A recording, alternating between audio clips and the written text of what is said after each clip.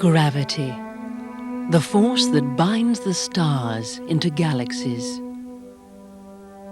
The force that binds us to the Earth's surface.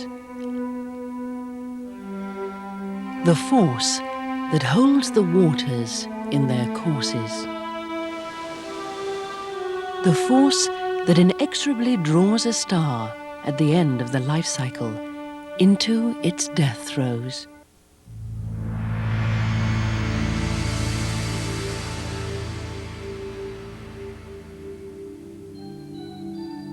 Gravity is very ancient in human knowledge. It was the first of the fundamental forces known to man, and yet at a fundamental level it's still poorly understood. Gravity is also extremely important in the development of science. It was the studies of Newton and Galileo of gravitation that gave birth to modern science. Now, a new space probe is being planned which will test Newton's law of gravitation with greater precision than ever before.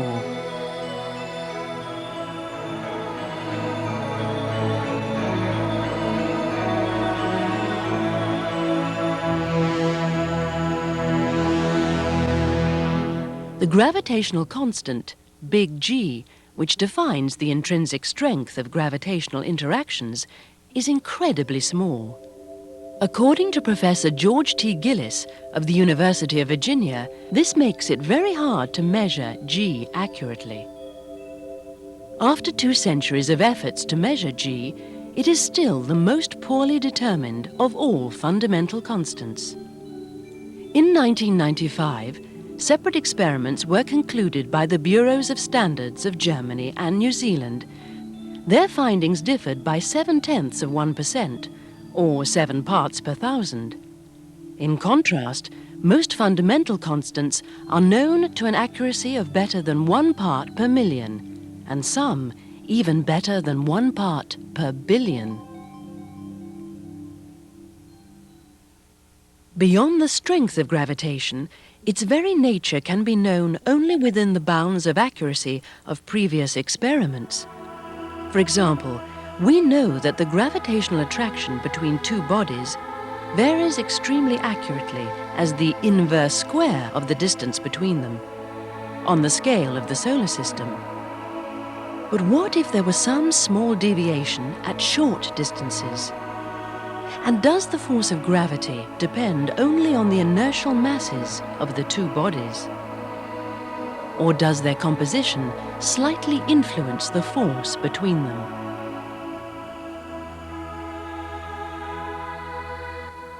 Galileo's conjecture that all materials, from the feather to the cannonball, would fall at the same rate in a vacuum, was reaffirmed by the theories of Newton and Einstein. But these theories are themselves naught but progressively elegant conjectures.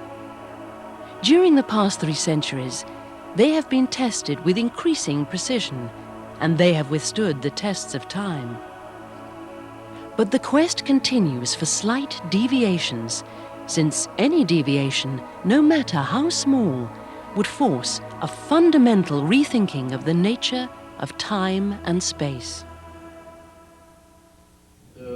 Professor Vitaly Melnikov is president of the Russian Gravitational Society. All these problems are, as he put it, hotspots in modern science. But unfortunately, we have no rather good and definite unified model. So there are different generalized theories of gravitation, there are different unified models, and they give different predictions. And it means that we need some data from experiment, but of a new type. It's inevitable to go to other types of activity in the measurement of the gravitational constant and some possible deviation of this. I think it's the only conclusion we may have now. The sea satellite will be specially designed to shield 2 free-floating test bodies from all external influences, so that they feel only each other's gravity. The satellite's mass will be concentrated at the ends in a precisely determined way, so that it will produce no net gravitational force on the test bodies within it. it will be gravitationally invisible to anything within the experimental chamber. A disturbance compensation system, DISCOS, will allow the satellite to match the orbit of the larger test body, the Shepherd. The sea satellite will be placed in an orbit that is nearly polar and sun-synchronous. This orbit will allow the satellite to be in sunlight continuously, the year round.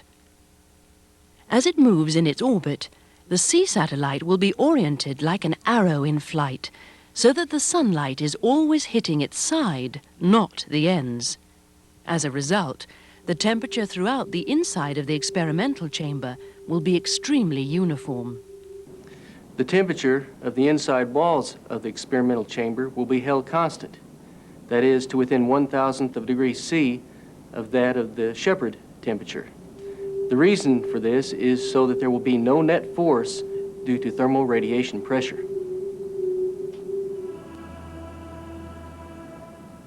The capsule dimensions must be monitored and controlled within 1 micron.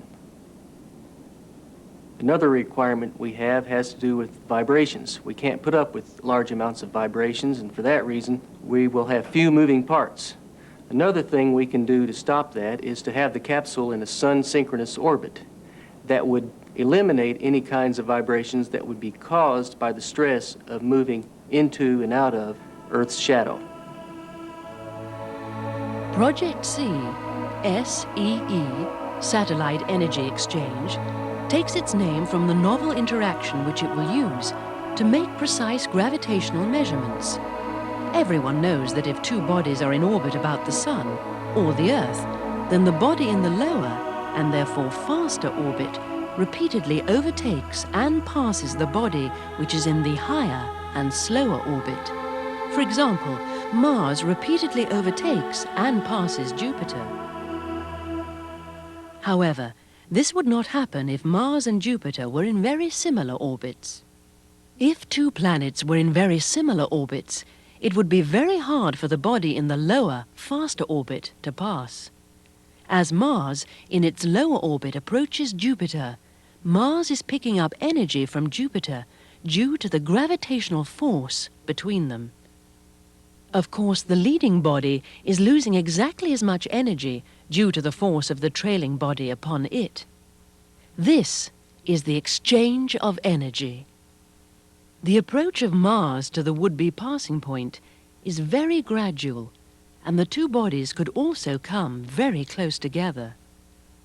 This may allow the lower trailing body to gain enough energy to increase its orbital radius until it becomes the same as that of the originally higher leading body.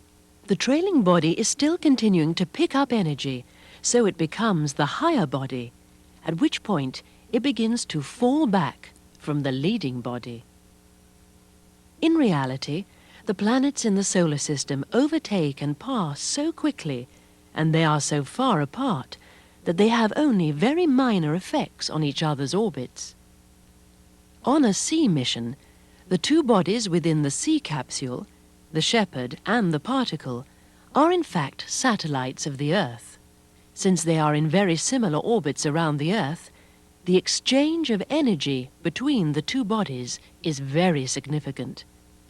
Thus, if the Particle is placed in a slightly lower and therefore faster orbit, it may be unable to overtake and pass the Shepherd.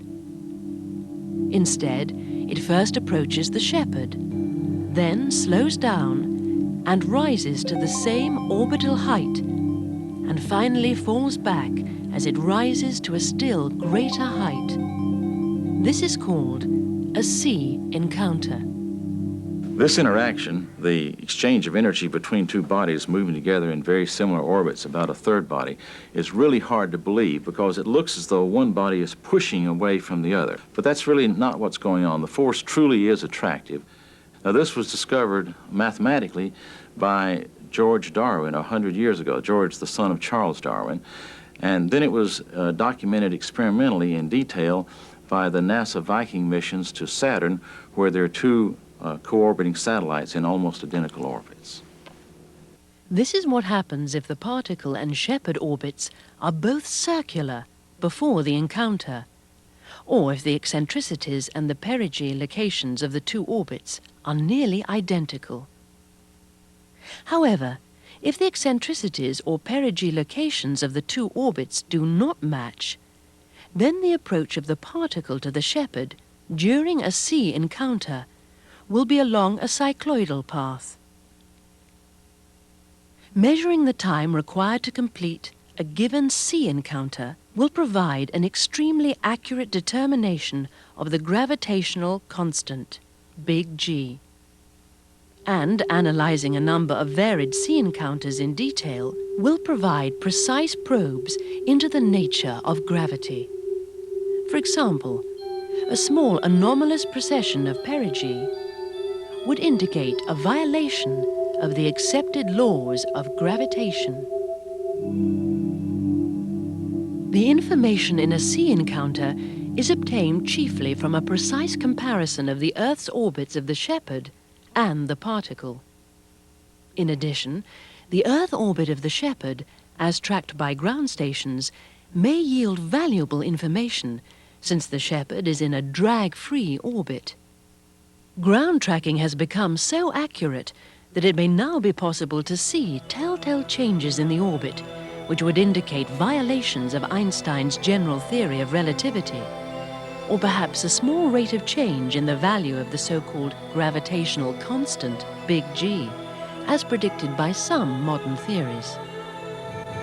There is no single solution, I think, to this improvement of measuring the gravitational interaction parameters, but I think it's time now to move to space, to try. I think the two most important things about C are, one, that it's very simple, and two, that it's extremely versatile. It's simple because all we're doing is just watching the interaction of two bodies in orbit around the Earth, shielded from all non-gravitational interactions. It's versatile because with this one experiment, this one instrument, we can look at a number of different gravitational interactions, and by putting the bodies in different configurations, make crucial tests on each of these various interactions. Because of these two things, the simplicity and versatility, C is a very cost-effective way of probing some of the most fundamental questions in gravity.